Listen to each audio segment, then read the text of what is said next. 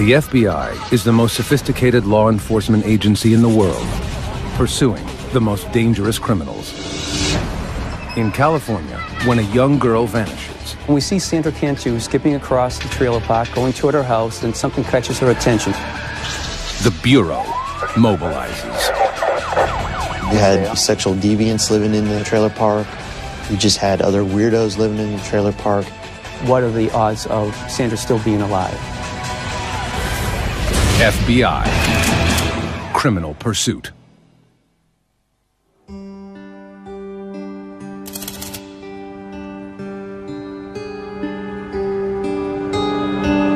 March 27th, 2009. In the blue-collar town of Tracy, California, 8-year-old Sandra Cantu heads home after school.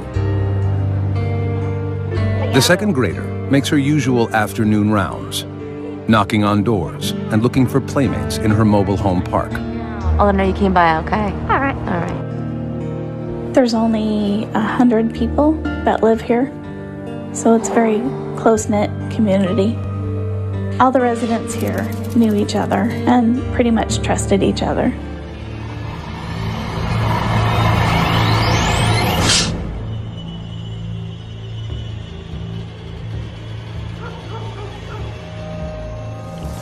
Hours pass, and Sandra doesn't come home for supper. Her mother, Maria, worries.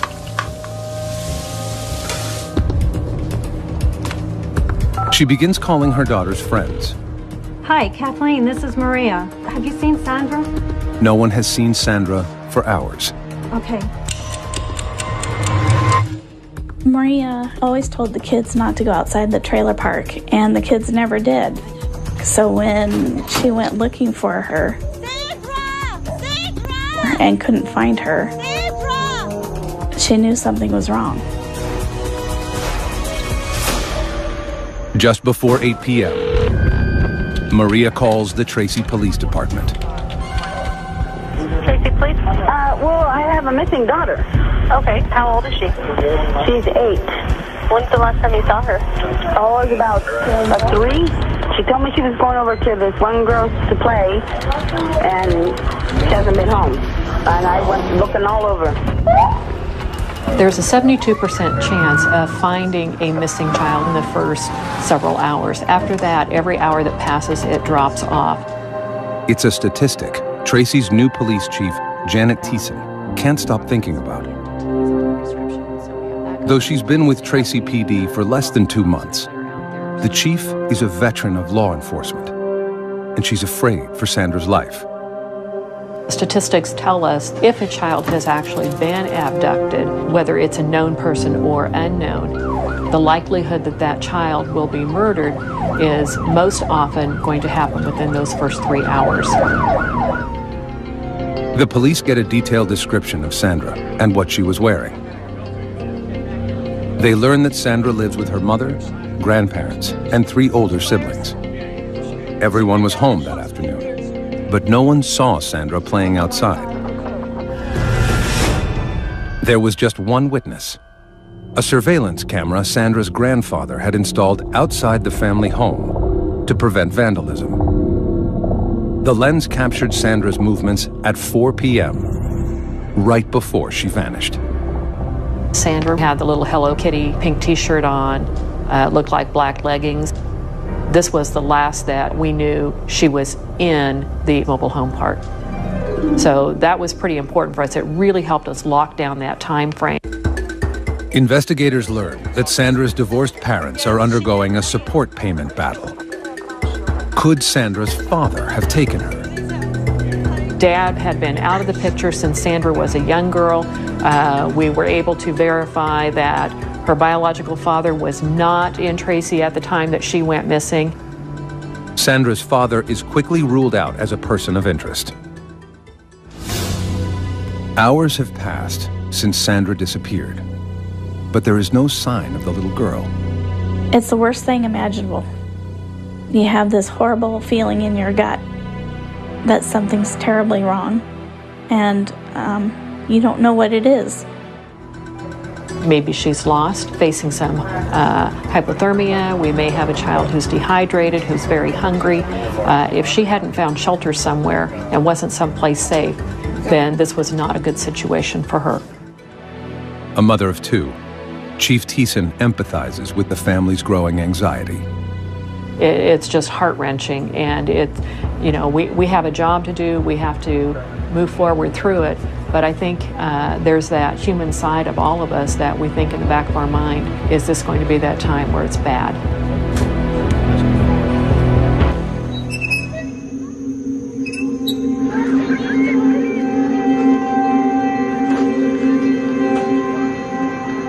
As dawn breaks, volunteers canvass the neighborhood, desperately searching for Sandra. We had a helicopter unit out. We were using a FLIR unit to check for heat sensors in the area that we were flying over. We also were going door to door, asking people in the area, checking with some of the businesses, had they seen this little girl? We were coming up with nothing. Sandra, it just seemed, had literally disappeared. With no known suspect or vehicle description, Tracy police are stumped. They issue an urgent bulletin on a missing child, which alerts the FBI's Child Abduction Rapid Deployment Unit, or CARD. Comprised of the world's leading experts on child abduction, the CARD unit can mobilize anywhere in the country within 4 hours. Team leader, Special Agent Joseph Brine, and his colleagues rush to Tracy as soon as they get the alert. When we first responded to the Tracy Police Department, one of the first things they asked is, what are the odds of Sandra still being alive? Statistically speaking, 97% of the children who are abducted at this point in time have been murdered. But it's our job to focus both the FBI and the Tracy Police Department on that 3%, because there's a chance that she is alive. For the first time in his 15-year career, Special Agent Brine gets a first-hand look at what is at stake in the video of Sandra's last known moments. To see Sandra was something, as an FBI agent, you don't see on a regular basis. And it was just something that had an emotional impact. The case hits close to home for Special Agent Todd Davis. I had 3 little girls that I raised, and so it's very emotional, particularly when you're trying to find a child. You get very focused on that, and you forget to eat. You don't sleep when you go home. You can't get that out of your head. The FBI's first priority is questioning all the residents inside the neighborhood. They quickly realize that Sandra's popularity makes everyone a suspect. So, how was your day? Good. She talked with everybody. She always asked if she can help with the yard or help cooking. She liked to cook. Sandra was very friendly.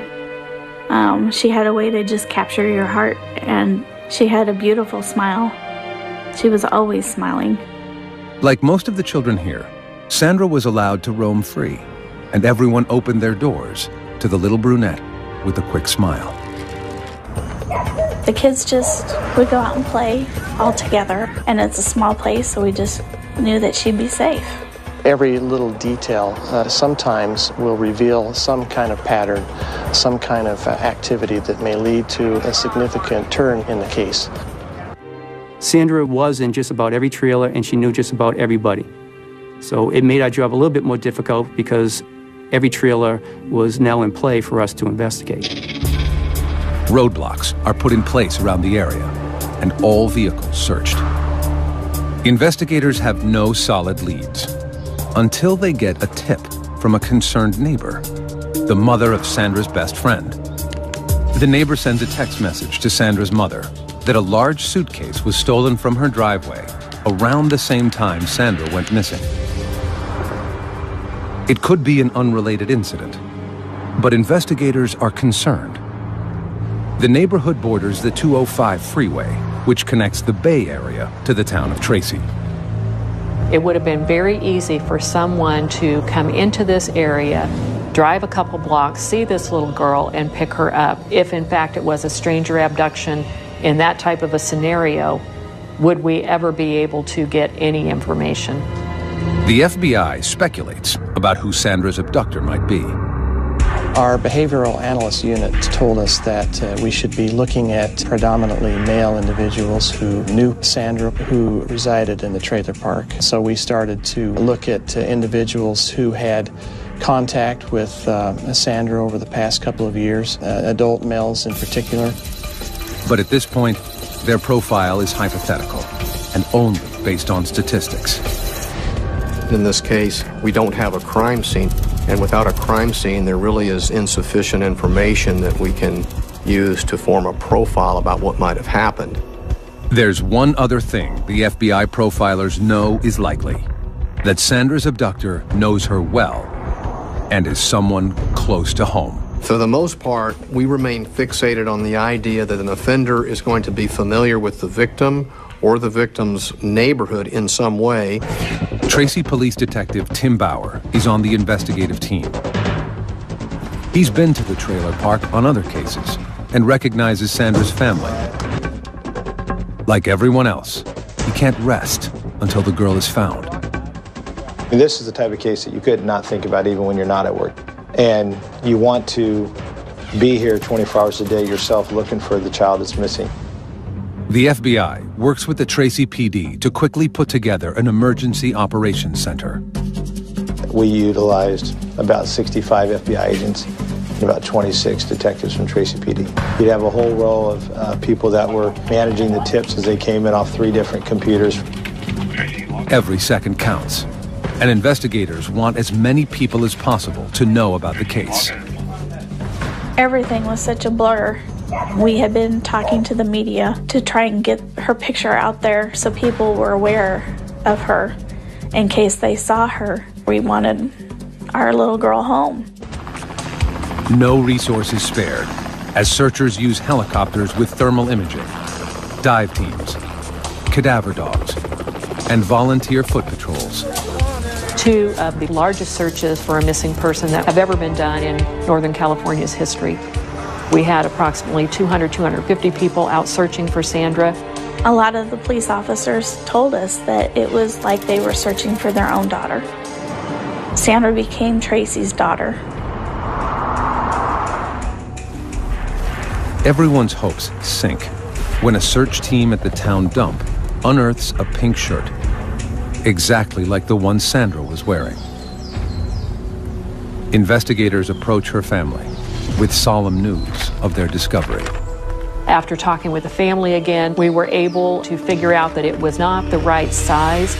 It was almost that sigh of relief. Okay, we still are operating on the belief that we are looking for Sandra being alive.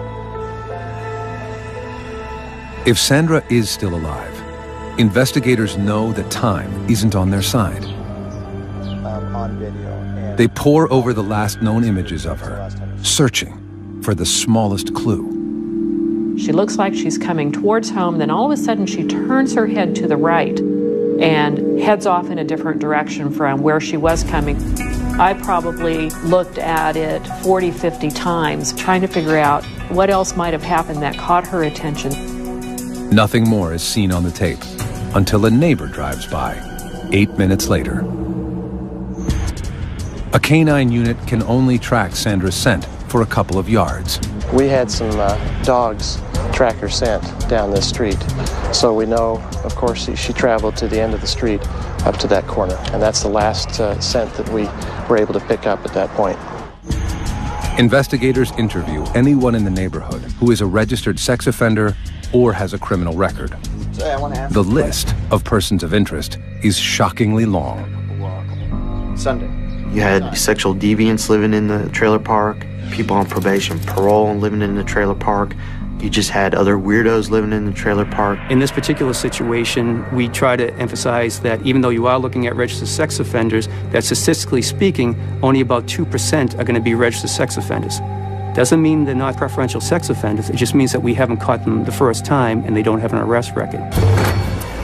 One person the police want to talk to is a man who 2 years earlier had approached Sandra at the neighborhood pool. This gentleman had brushed Sandra's hair off of her face and kissed her on the lips in the pool. Made us worry. The man admits to the kiss, telling investigators it was harmless affection He has no prior criminal record, but makes a disturbing confession. He told us that he had sexual fantasies about young girls, that his fantasies focused on girls between the ages of 9 and 10. And so that placed him high on our list. But the man isn't the only suspicious person in the park. On the afternoon Sandra went missing, the park manager confronted an unfamiliar ice cream truck driver who was talking to children near Sandra's home. Hey, what do we have here? Can I have a chocolate bar? Sure can. They had a ice cream man that usually does not go to that particular area. Aren't you just a little kid? Was suspicious to some of the people in the neighborhood. And what did we tell you about being in the park? And that was another lead that we had to trace down. Did Sandra's trusting nature catch her in the net of a predator? Sandra was a very friendly girl, but we thought these individuals might have taken advantage of her friendly personality, to use to their benefit. As night falls, there are no solid leads. The town of Tracy gathers for a candlelight vigil. The community showed so much love and support. They left stuffed animals, hundreds and hundreds of stuffed animals they left as a memorial to her. And it was cold. It was so cold. And we just knew that she didn't have any jacket on because it was warmer during the day, but it was so cold at night, and we were just so worried about her. Investigators are there too, lending support and looking for suspects. The peaceful ceremony is shattered when a woman frantically approaches FBI agents. She's screaming, "I found something, I found something." It says Cantu. So myself and a couple other agents and one of the police officers, we follow after her. She's still hysterical, she's still yelling, she's still screaming. We get over to where the mailboxes are in the complex, and she just plops down. She points, "It's over there." Investigators are stunned when they read its dire message. Cantu is in stolen luggage in water at Bichetti and Whitehall. Signed witness. After 2 days of searching, there is no trace of 8-year-old Sandra Cantu. All the FBI and Tracy, California police have is a growing list of persons of interest. There were several individuals in the trailer park that jumped out at us that needed a little extra attention. These were individuals that had either been involved in drugs, crimes against children. Then, a startling lead lands in the lap of investigators. A neighbor walking to a candlelight vigil for Sandra finds something suspicious in the park. I was just walking by and I saw it here on the grass and Investigators gather the note, which has a chilling message. The note said, "Cantu is in stolen luggage in water at Bichetti and Whitehall, signed witness." San Joaquin County Deputy District Attorney Thomas Testa is suspicious. And what's so interesting about this note is it almost looks like there are deliberate misspellings. I mean, a very simple word, "on," is misspelled, and an FBI expert looked at it and gave an opinion that it looked like someone was camouflaging their writing, hiding their true writing. Is the note true? Or is someone trying to throw the police off track? Investigators can't take that chance. At daybreak, agents immediately order a search of the ponds near the address, 2.5 miles from the trailer park. The intersection borders a river and a dairy farm, and there are several settlement ponds for cattle manure runoff. Investigators aren't sure where to look. In the settling ponds, it makes it extremely difficult to search because of the sewage that had flowed into those settling ponds from the dairy. It makes it impossible for divers to locate anything. Investigators have no idea whether Sandra's body is in the pond. They have a lot of questions and turn to the note's messenger for help. 28-year-old Melissa Huckabee is the same neighbor who reported a suitcase stolen from her driveway the day Sandra went missing. When the agents interviewed Melissa at her trailer, she told them she was especially alarmed when she saw the note referencing that the child had been placed in the suitcase because she said her suitcase was large enough to fit a child in. A friend of the family, Melissa is a single mother raising a 5-year-old in the home of her aging grandparents. Her daughter is Sandra's best friend. Her daughter played with Sandra, and her family was church-going people. Her grandfather was the pastor at the church around the corner. And she was a school teacher there. So as a family, we felt safe having her there. But the agents are suspicious about Melissa's involvement and dig further. Why she was not statistically, the person that we profile for this type of investigation, the fact that she had injected herself into this investigation, the fact that her story was not very credible was a concern for us. Melissa has a partial alibi. At the time Sandra disappeared, Melissa was alone at her grandfather's church decorating her Sunday school room. Phone records prove she placed a call from the church to the trailer park manager around the time Sandra went missing. Even so, agents searched Melissa's car. We found a blue self-sticking note, and when we retrieved that note, looked at it more carefully, we noticed that there was some scribbled handwriting. Closer inspection of the note reveals something suspicious. And our evidence response team was able to isolate the scribbled writing on top and adjust the color and contrast and shading. Underneath the handwriting were 3 words: Bachetti, Whitehall, and water. The address is the same as the one written on the note Melissa supposedly found. Is she the author of the ominous message? In Melissa's messy bedroom, agents find a notebook hidden below the nightstand. It is the same type of paper as the note, and a page is missing. It also contained on it some indented writing that we held up to an alternate light source, and our evidence response team was able to discern a couple of letters that exactly matched letters found on the anonymous note. Investigators are now certain that Melissa wrote the mysterious note. But why? Is this an attention seeker who somehow wants their 15 minutes of fame, or is it a situation where this person is trying to find out what do the police know and how close are they getting to me? In spite of the questions surrounding her, Melissa cooperates with police, offering valuable information about yet another suspicious neighbor. Yeah, the guy right there, he's really creepy. Every so often, Sandra would go to the man's home and play games or hang out. Do you have a deed? And he's been linked to an alarming incident with another little girl in the trailer park. That's for you. A 7-year-old child had been drugged, and he had assisted the child's mother in taking the child to the hospital. And when the police arrived at the hospital, he exited abruptly. That was an indication to us that maybe there was something that he was hiding.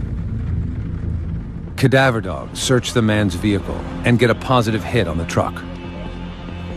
But the evidence team finds no traces of human remains. And residents are coming forward with more disturbing information. Police are shocked when a stepfather and stepson who share a trailer volunteer photos they have of Sandra on their cell phones. The top of her shorts were unbuttoned as she's sitting on somebody's lap. And the fact, of course, that they admitted that she was in their bedroom frequently was of concern to us as well. A search of their home uncovers a computer with questionable images of children and a stuffed animal used for masturbation. But the 2 men have no criminal history of offenses against children. By now, it's been a week since Sandra disappeared, and her once idyllic neighborhood has turned into a land of horror. FBI agents and the Tracy PD work around the clock, chasing down leads. Every hour that ticks off, You feel that stress and that tension. I really literally had to order people to go home.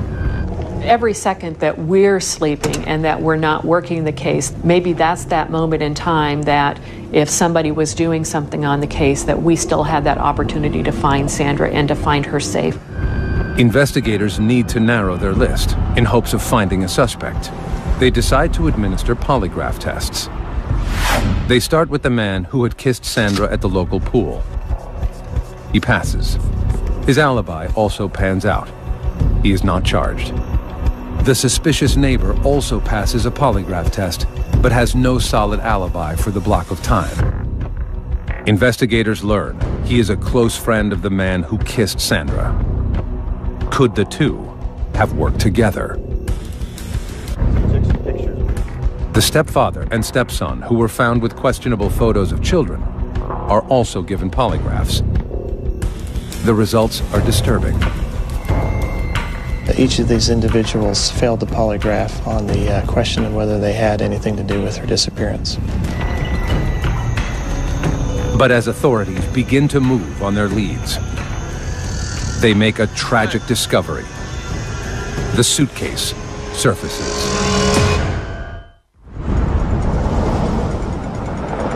It's been 11 days since 8-year-old Sandra Cantu vanished from her trailer park in Tracy, California. 2.5 miles away, workers at a dairy see a suitcase floating in the water. They call the sheriff, who rushes to the scene with Tracy PD and the FBI. Is she in there? We wanted to know, but at the same time, we didn't want to open at the scene, obviously, because we want to protect the integrity of what's inside.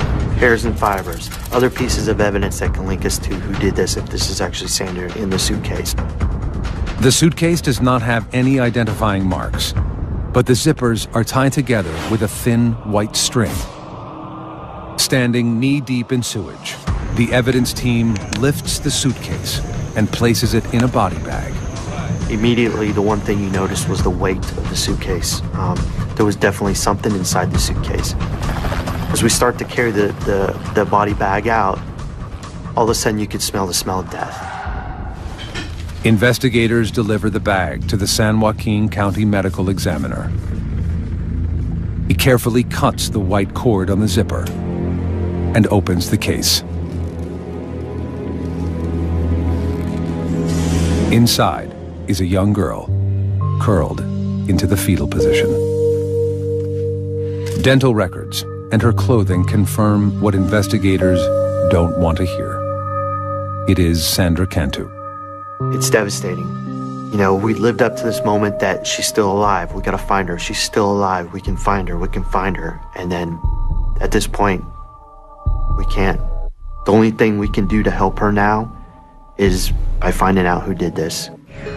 Sandra's body is fully clothed in the same outfit she was wearing when she disappeared. Toxicology reports reveal she was drugged with benzodiazepine, a powerful sedative. There are no obvious injuries on Sandra's body. No scratches, bruises, or cuts, except a small scrape on the inside of her bottom lip. The coroner determines that she was sedated, then smothered, before being put in the pond.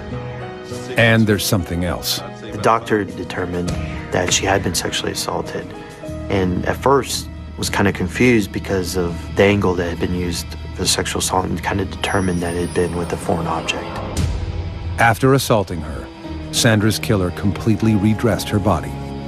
What it suggests to me is that this was an individual who knew Sandra and perhaps may have felt remorse and wanted Sandra to be presentable.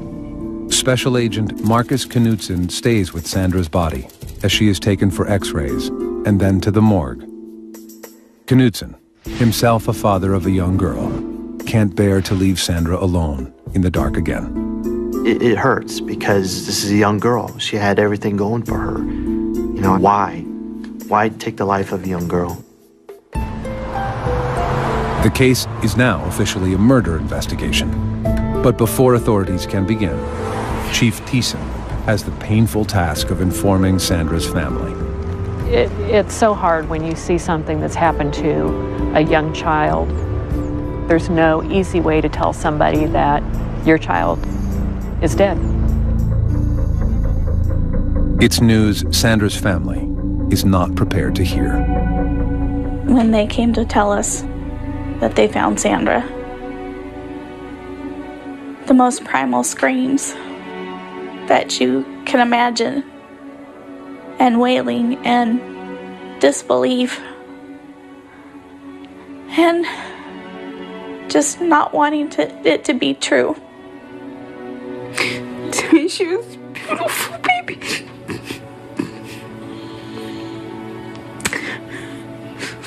Just my beautiful little girl.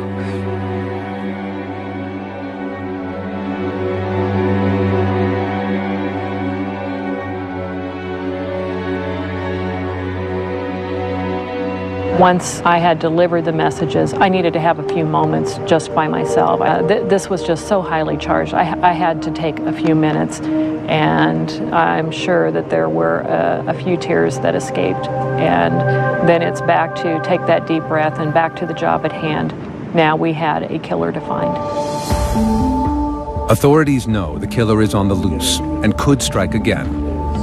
And the messenger of the note, Melissa Huckabee, is now their prime suspect. Now that we found the body described in the note and the type of suitcase matched the suitcase that had been supposedly stolen from Melissa's trailer on that day, that certainly pointed in her direction. Investigators want to polygraph Melissa, but they can't. Melissa is in the hospital after attempting suicide by swallowing razor blades. Agents don't know what to make of her erratic behavior, but they do know that something is up. The signs of swallowing the razor blades, the note, I don't know if it was guilt or just wanting to get attention, but she wanted someone to come talk to her about Sandra Cantu by all of her acts that she did. Investigators begin gathering evidence against Melissa Huckabee. They question her family and learn that Melissa has a dark side. 3 months earlier, she pled no contest to petty theft charges for stealing from a department store. 2 years before that, in her prior home in La Palma, California, there were 2 mysterious arson fires. Though Melissa was a person of interest, charges had not been filed. Melissa was mentally unstable and medicating herself for relief. She was bipolar, depressive, had high anxiety. She was dependent on drugs to deal with her emotional situations, frequently overdosed on those drugs. Only 3 months before Sandra vanished, a parent in the trailer park accused Huckabee of taking her child to a local park without permission. When Melissa brought her home, Hey, sweetie, I have some special juice for you. the girl acted strange. Drink it up. Her speech was slurred. Don't worry about the smell. It's really She was unable to control her muscles, kept falling down, and was drowsy. The girl's mother and her boyfriend rushed the child to the hospital. Tests revealed benzodiazepine in her bloodstream. Melissa denied harming the girl, and charges were not filed at that time. Agents hope that this time, Melissa won't be so lucky. They get a break when a local Marine is able to place Melissa where the body was found. We located a witness who lived on Whitehall Road who was heading to a restaurant to eat that evening with his wife. And he noticed an SUV, a small SUV that was parked facing west on the north side of the road with a car door open. The couple stopped to check it out. Then, Melissa emerged from the ditch. Basically, they saw her coming up from the pond. They engaged her in conversation and were able to provide the exact time this was based on where they had eaten that night for dinner. They described her to a T. They described her vehicle to a T. The timeline fits, but it's only circumstantial evidence. And investigators need irrefutable physical evidence. They get a warrant to search Melissa's grandfather's church. We conducted a search of the church looking for any cordage that would match the description of the cordage we found on the suitcase.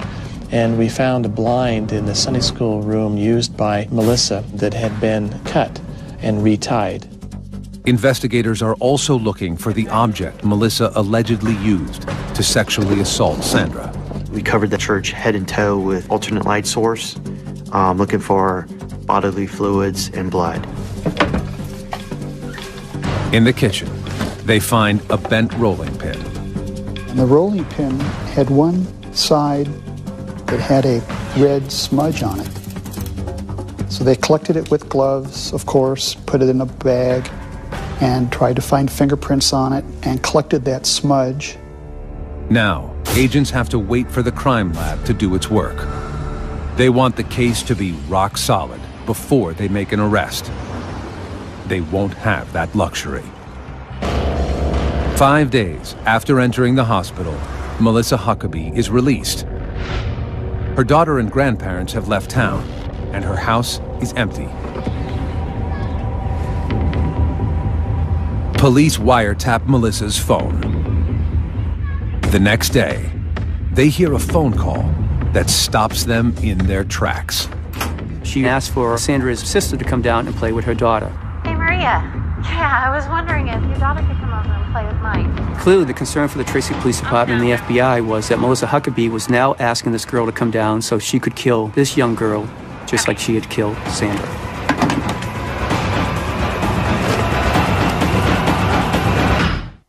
April 10th, 2009. 2 days after she is released from the hospital, murder suspect Melissa Huckabee invites her victim's older sister to her house. She says it's for a playdate, but FBI and Tracy, California police fear she has sinister plans. Here we go again. She's going to try to pull this off again because in her mind at this point she believes she got away with it. Unaware that Melissa is suspected of murdering their daughter, Sandra's family is about to send her sister over to play. My boss says, hey, get over there right now. Drive as fast as you can and get there. And right before you get there, shut your lights down and get in there and then just walk up like everything's cool and knock on the door and make sure we don't got another little kid in there. Detective Bauer races to Melissa's house, fearing the worst. When we get over there, we knock on the door, and when Melissa answered the door, there's a neighbor's daughter in there who our surveillance units thought might be Sandra's older sister, but, you know, fortunately it wasn't. Trying to act casual, he convinces Melissa to come down to the station for a formal statement. I mean, you can look at this as like a game of cat and mouse. We let her believe that she was winning the early rounds, but we knew the ultimate goal for us was to, one, get a confession out of her, but two, to get her to understand that we knew and we had evidence to show that she was solely responsible for Sandra's death and assault. In the interview room, Detective Bauer confronts her with proof that she forged the note about the suitcase. We took a normal, 3-inch blue sticky note, and we blew it up on graph paper the size of this wall right here. And it had the 3 words on it that were scribbled out, Bachetti Whitehall Water. And the person wrote this note and had to be the only person that knew where Sandra was. Melissa denies everything. After 5 hours, Detective Bauer confronts Melissa with the evidence that cracks her lies wide open. Between 5:30 and 5:40, 2 people saw your car stopped on Whitehall Road. They saw you come from out of the bushes on Whitehall Road, and someone asked you what? When I was okay, and I said I was going to the bathroom. What were you doing, Melissa?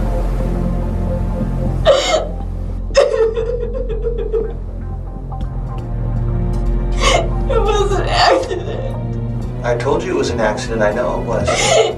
Accidents happen. Kill her. You just died.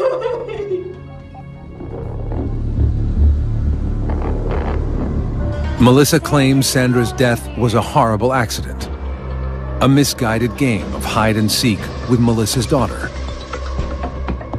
Melissa says she became distracted and forgot about Sandra in the suitcase. She drove to her Sunday school room at the church and began working. I went in the church. I was there. And when I came outside, I looked at my suitcase. I went to take it out and it was heavy. And she was in there. And she wasn't breathing or anything. What did she look like? She looked pale. I thought that I killed her. Huh?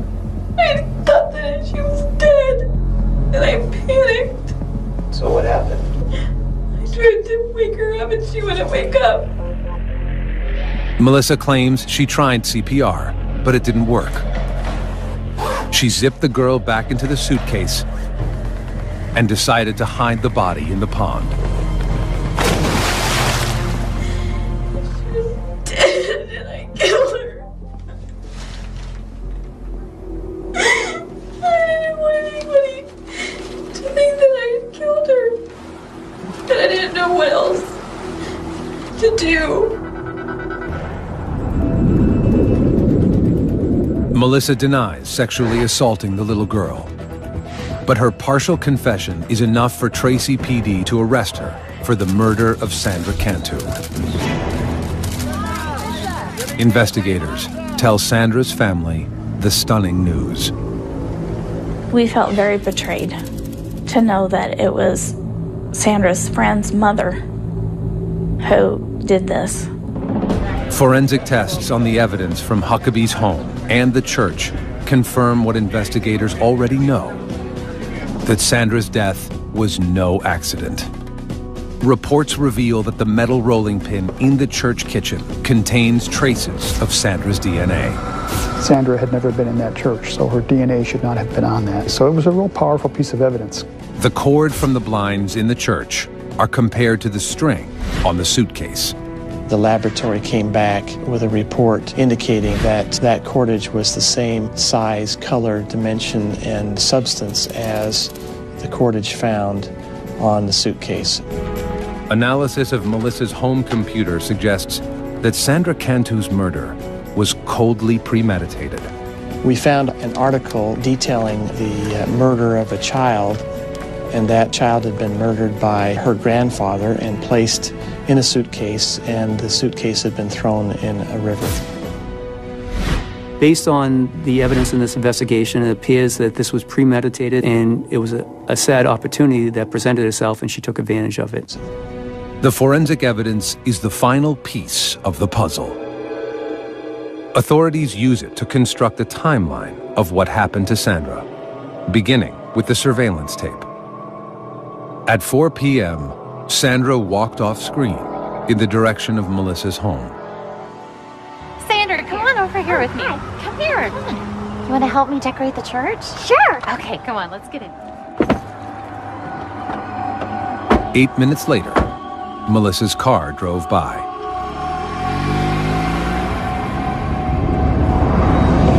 After driving Sandra to the church, Melissa gave her a drink laced with benzodiazepine. Almost got it ready. Thanks.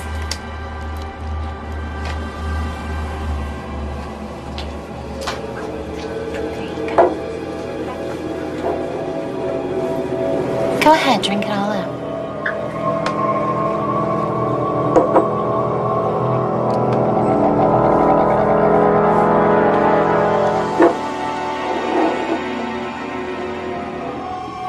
When the girl was unconscious, Melissa made her move. Around 5 p.m., phone records show that Melissa made a call from her grandfather's church to the trailer park manager, reporting her suitcase stolen. She started thinking of needing to cover her tracks by making sure she reports the suitcase that has Sandra's body was stolen. So if the suitcase is found, she could claim, well, someone stole it and someone else must have put the body in it. Then, shortly before 6 p.m., the eyewitness saw Melissa near the pond. Hey, how you doing? What you doing now? Sandra Cantu was dead before her mother ever called 911. May 10th, 2010. Faced with overwhelming evidence, Melissa Huckabee takes a plea deal and admits guilt in the kidnapping and murder of Sandra Cantu. All other charges are dropped, including charges of drugging and rape. And I think that's a testament to the strength of the case and to the credit of the detectives and the FBI, is that she probably thought there was no way out. She probably would have been given the death penalty had the case gone to trial. Melissa is now serving life in prison without parole. When asked why she killed Sandra, Huckabee has no answer. She never would tell me why she did it. To this day, she still says, I don't know why I did it. She knows why she did this. and she just won't tell anybody. We don't care. I don't care to know, because it's a sick individual that would do something like this to a child. We view Melissa as a monster. Monster. Female child killers are rare, with less than 10% of murders attributed to women. If a female, as an offender, is engaging in some type of sexual assault on a victim, there might be an emotional aspect that comes into play as well. And we could be talking anger or rage or revenge or some other negative emotional state. Authorities speculate Melissa Huckabee may have killed out of jealousy that Sandra was stealing her own daughter's affections away, or out of a need for attention and praise. I still cannot understand why I did what I did. She created the emergency, and she was going to be the one to solve the emergency, and she would be the hero. She would get all this attention. She'd be the star, and she'd be on these TV shows, and Oprah would come and talk to her. So there is that theory that this was just a cry for attention. Sandra Cantu may have walked off camera, but she will never walk out of the hearts of those who caught her killer. It's a tragedy that someone so little, so cute, had her whole life before, would lose her life. She didn't put herself in harm's way. Evil came and sought her out, and that's a clear tragedy. Our team is still gonna hurt over the death of Sandra. You know, you take somebody in the community that you think is, you know, a good person or respected, and they turn out to be like Melissa Huckabee. Yeah, it's hard. It's hard because it could be anybody. Who's the next Melissa Huckabee?